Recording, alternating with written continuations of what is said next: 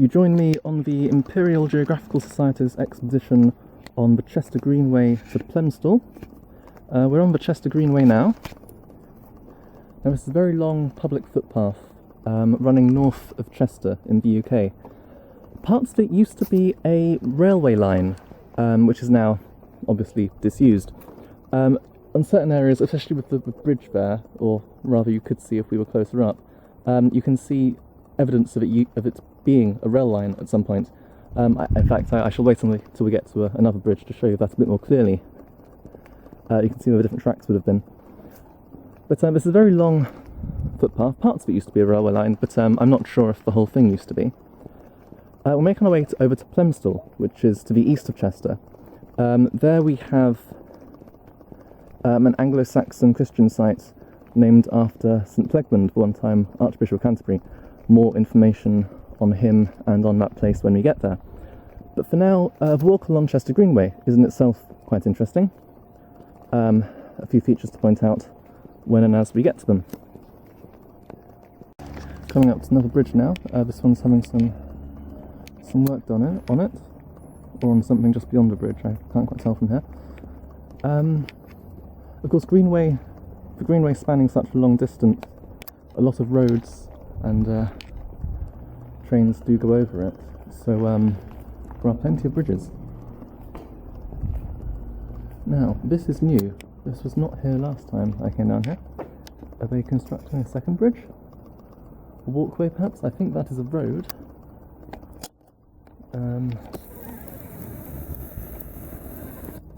Manning's Lane.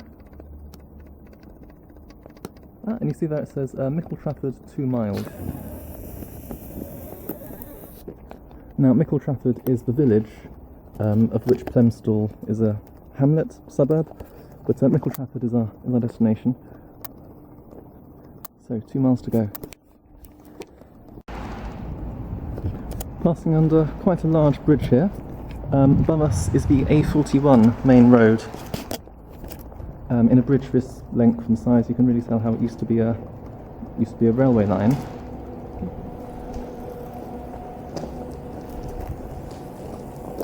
And there's now mostly a cycle lane.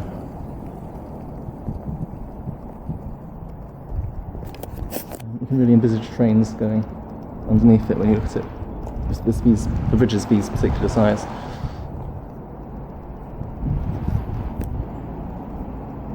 And here you can see more evidence that it used to be a train line.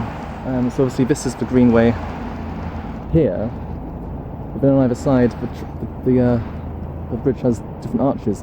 That one looks a bit too small, but that one specifically looks like that would have also had trains going through it at one point. If I stand here, you can really envisage this used to be a train line, trains going either way, under the bridge of what is now the A41. Come across some pipes here, presumably to be used in some future sewage works or excavations of some sort. Just coming up to another bridge now. Carving of an owl here. I'm sure it has some significance.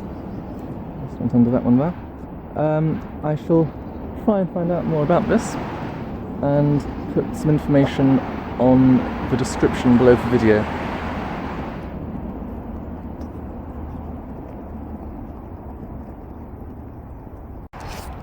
Another carving here, I believe is a cuckoo. And now come up to the bridge. This is, I think, the largest and one of the last bridges. Goes underneath the A53, I believe. One of the main roads circling Chester, the North Wales XB, I think it's called. North Wales Express, that might be short for, I'm not sure, but it's a very busy road, and I think it joins onto the M53, just a little bit further along that way. So it is a very large, very busy road we're about to go under. And you can hear the lorries going over.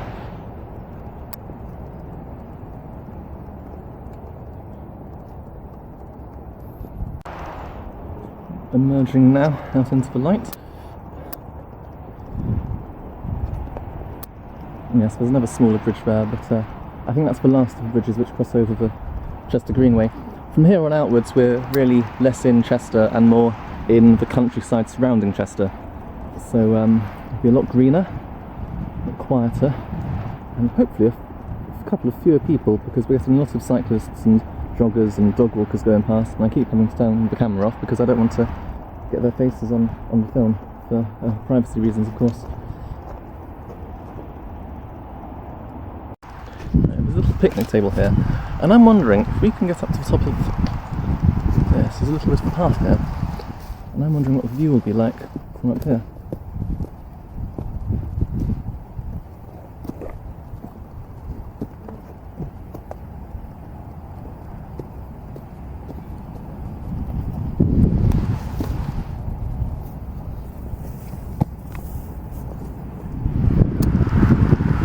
That's just farmland, not that exciting. You can hear the M53 though. For those wondering, it is just me on the expedition today.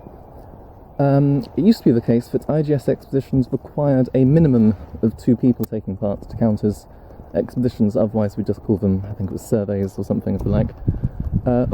Mickle Trafford, 1 mile. Nearly there now. But yes, it is just me today. I do try to I've never actually done an expedition with just myself before. The smallest number we've ever had before is 2. Either myself and my dad, or myself and Princess Hannah. But given that there was no May Day expedition this year, or indeed last year, due to coronavirus, and indeed restrictions surrounding the pandemic have made it pretty much impossible for any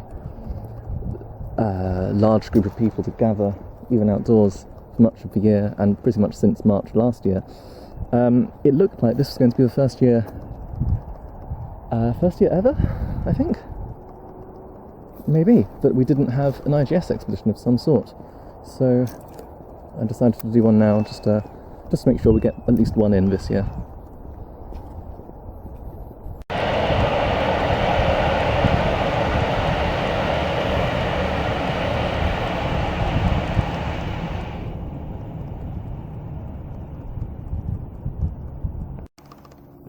We're now out in sort of the more farmland area. Other than an aeroplane which just passed overhead, it's much quieter now. You can't really hear any traffic, even if you keep your ears open. We're getting close to the end of the Greenway now.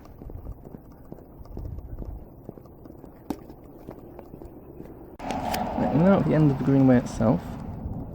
We'll be travelling up that way to get to Mickle Trafford.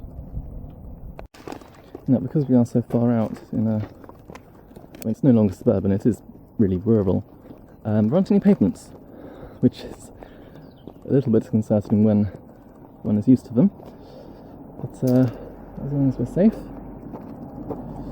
and careful, shouldn't be a problem.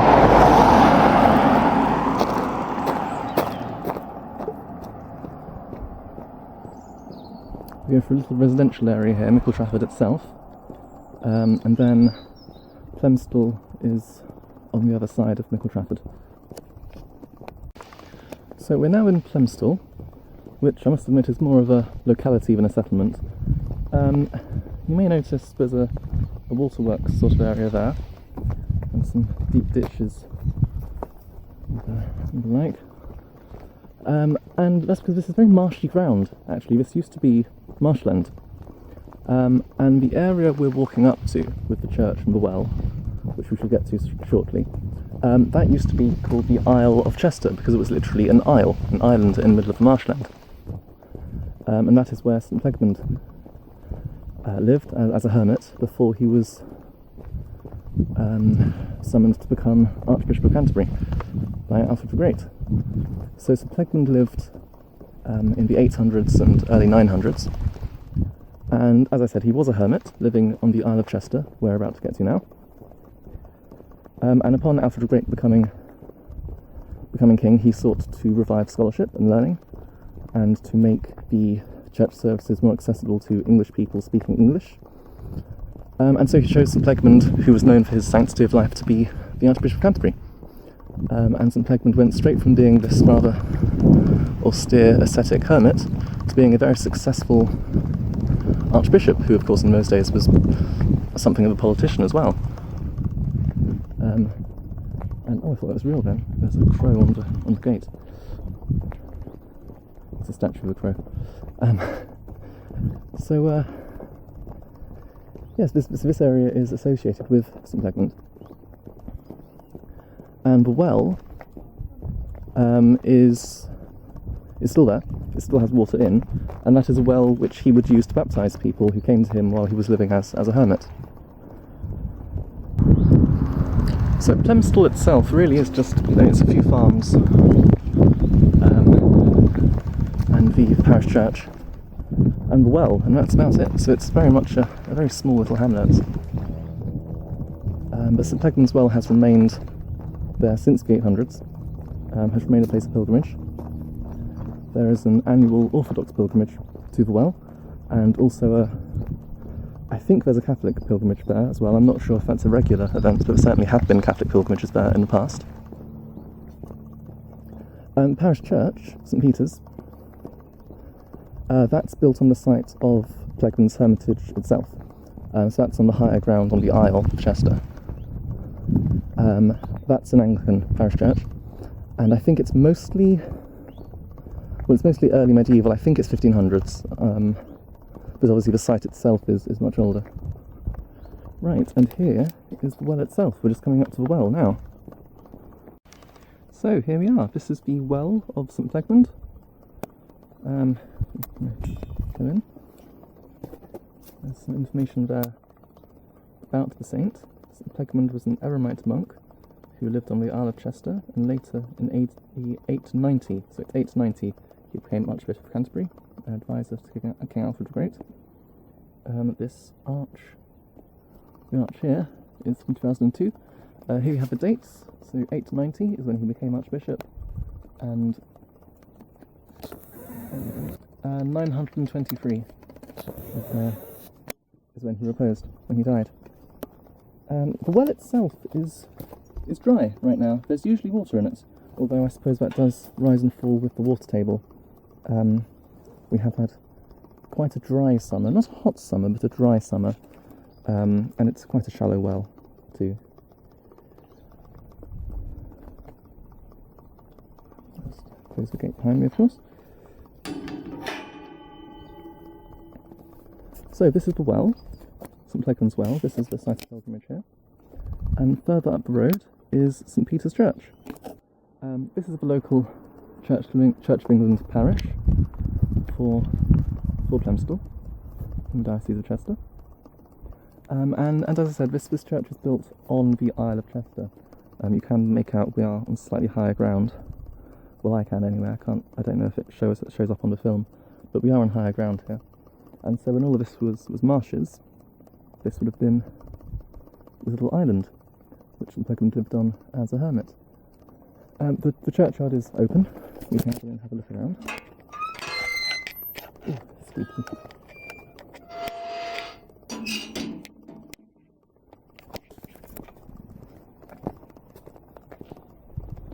The church itself is not open, usually.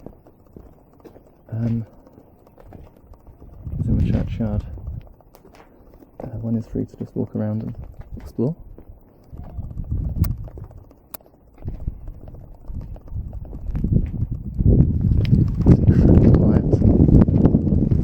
There's just no traffic.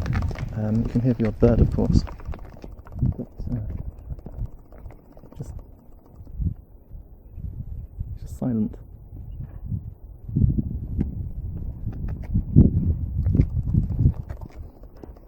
There's an interesting sarcophagus here with the skeleton on the other side.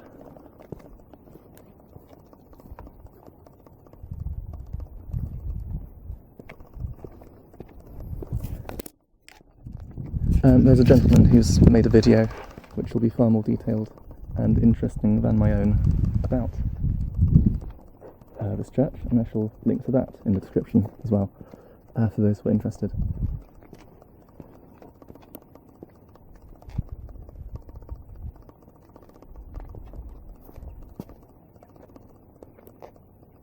So, yes, here we are. Plemstall via Chester Greenway.